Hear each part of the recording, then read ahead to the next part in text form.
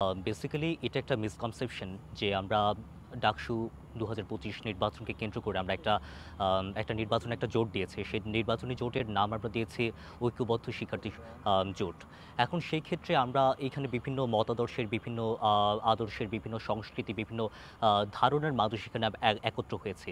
যেখানে মূলত আমরা স্পেসিফিক কয়েকটা বিষয় আমরা এখানে এগ্রি করেছি যে আমরা কয়েকটা বিষয় আমরা কাজ করতে চাই। এখন সেই জায়গা থেকে আমরা শিক্ষার্থীদের কল্যাণে আমরা কাজ করব এবং শিক্ষার্থীদের যে প্রাপ্য যে বেসিক যে নিডসগুলো আছে, তাদের যে অধিকারগুলো আছে সেগুলো আদায়ে আমরা কাজ করব। এখন সেই জায়গা থেকে আমি একটা কথা বলি যে ১০৪ বছর হয়ে গেছে ঢাকা বিশ্ববিদ্যালয়ের। কিন্তু এখন পর্যন্ত এসে আমরা আমাদের সেমিনার করতে হয় যে কেমন ঢাকা বিশ্ববিদ্যালয় চাই।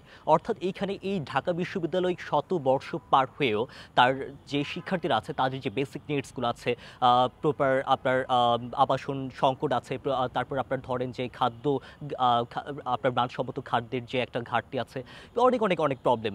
আপনি রিসেন্টলি হয়তো আপনারা জানেন কিনা আমি জানি না যে আমাদের যে স্বাস্থ্য বীমা নামে একটা যে প্রহসন আছে, সেই কারণে আপনার যে এখানে চিকিৎসার অভাবে একজন নারী শিক্ষার্থীর মৃত্যু ঘটেছে। এখন সেই জায়গা থেকে আমরা শিক্ষার্থীদের কল্যাণে কাজ করব, সেই ভাবনা থেকে আমরা একত্র হয়েছে। এখন আমরা এইখানে আপনারা যে কথাটা বলছেন যে শিবিরের যে প্যানেল, বেসিক্যালি আমরা একটা জোট করেছি আমি বললাম। এখন জোট মানে কি? জোট মানে এখানে একটা ডাইভার্সিটি থাকবে। এখানে বিভিন্ন ধারণার, বিভিন্ন সংস্কৃতির মানুষ, বিভিন্ন মতাদর্শের মানুষ এখানে একত্র হবে। যদি এখানে আপনার একই ঘরানার মানুষ এখানে থাকে তাহলে সেক্ষেত্রে সেটাকে জোট বলা যায় না, তাই না? তো এখন আমি একটা কথা বলবো, সেটার পাল্টা আরেকটা কথা আসবে। এটা তো মূলত জোট, তাই না? যেখানে বিভিন্ন মানুষ এখানে একত্র হবে।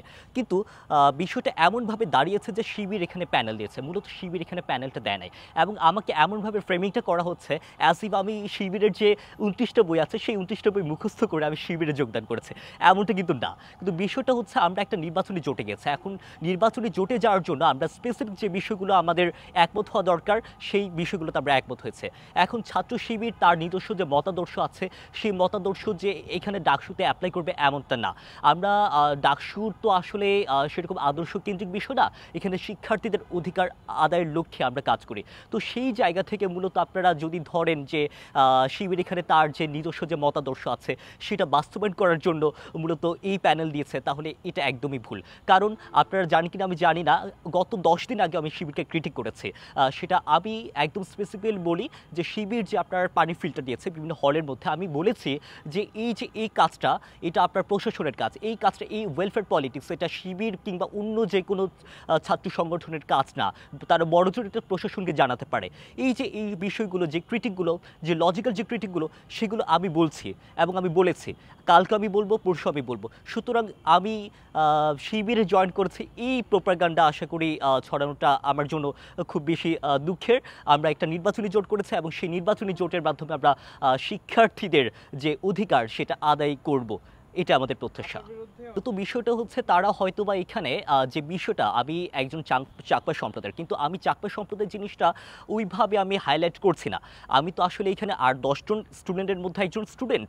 এখন সেই জায়গা থেকে তারা এখানে ভিন্ন মতাদর্শের একটা ভিন্ন মতাদর্শের একটা মানুষ কিছু ভিন্ন মতাদর্শের মানুষের সাথে মিলেমিশে কাজ করবে, সেই জিনিসটা তার মেনে নিতে পারছে না। এখন সেই ব্যর্থতা তো আমার না, সেই ব্যর্থতা তাদের। ছাত্র শিবিরের যে সকল নেতৃবৃন্দ আছেন তাদের সাথে আমার যখন কথা হয়েছিল, আমি কিন্তু শিবির প্যানেলে যাইনি। এটা প্রথম কথা আমি একদম ক্লিয়ার করে দিয়েছে। হ্যাঁ, তো এখন তাদের ক্ষেত্রে আমার দাবি দেওয়া বলতে যে জিনিসটা আসলে এখানে ইকুইটির বেসিসে।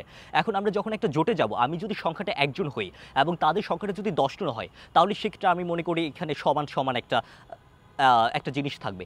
সেই জায়গা থেকে দাবি দেওয়া, আমি কতটা ফ্রিডম পাবো, আমি কতটা কথা বলতে পারবো, সেই জিনিসটা আমি তাদের থেকে আশা করি অনুমতি নেওয়া লাগবে না। আমি অতীতেও আদিবাসী, সংখ্যালঘু থেকে শুরু করে নারীদের অধিকার থেকে শুরু করে সকল বিষয়ে আমি সোচ্চার ছিলাম এবং এখন পর্যন্ত আছি। আজকে আরেকটা বিষয়, একটা পত্রিকা তার একটা উপজাতি শব্দটা ইউজ করেছে। হ্যাঁ, তো সেই জায়গা থেকে অনেক বিভিন্ন ঘরনার মানুষ আমাকে এইভাবে ক্রিটিক করার চেষ্টা করেছে যে আমি উপজাতি শব্দটার আমি প্রতিবাদ করবো কিনা। ১০০ ভাগ আমি যে আমার নির্বাচনী যে ইশতেহার আমি এখনো সেটা এখনো প্রকাশ করিনি, কিন্তু আমার যে ব্রিফটা ছিল, আমার যে পোস্টটা ছিল, সেখানে আমি একদম স্পষ্টভাবে আদিবাসী শব্দটা আমি এখানে উল্লেখ করেছি এবং আমাদের কমিউনিটির প্রবলেম আমি নিজে জানি। তো সেই জায়গা থেকে আমাদের যে যত ধরনের সলিউশন, যত ধরনের প্রবলেম আছে সেগুলো সলভ করার জন্য আমি সবসময় সোচ্চার থাকবো। এবং নারীর অধিকার এই বিষয়টা, নারী আদিবাসী শব্দটা আমরা শুধুমাত্র আমি ব্যাশিং খাচ্ছি তাই বলে আমি বলছি এমনটা না। আমি এগুলো আগেও বলে এসেছি, এখনও বলছি এবং ভবিষ্যতে আমার আমৃত্যু টিল মাই লাস্ট ব্রেথ আমি বলে যাব।